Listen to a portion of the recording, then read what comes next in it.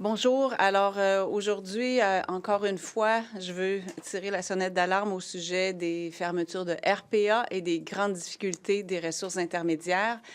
Il y a 2 ans, presque jour pour jour, j'avais déposé un mandat d'initiative pour demander qu'on se penche sur la question des fermetures de RPA, qu'on regarde avec les gens du terrain quelles étaient les causes des fermetures de RPA. La CAQ a refusé. Aujourd'hui, on voit que 1400 places ont été perdues dans la dernière année. En s'ajoutant à celle de l'année précédente, c'est près de 4000 places qui ont été perdues en RPA. Et même si on aide les gens à retrouver un autre lieu de vie, ce n'est pas évident. Les gens sont obligés souvent de sortir de leur région.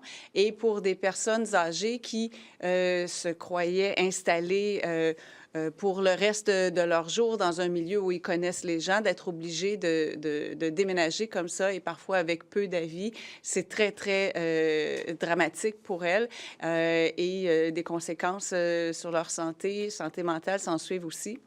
Et pour ce qui est des ressources intermédiaires, on l'a vu dans l'article qui a été publié aujourd'hui, c'est le point de rupture. Les ressources sont chancelantes parce que elles sont régies par une entente qui date de 2020, qui prend fin le 31 mars 2025, mais les négociations doivent commencer en avril seulement.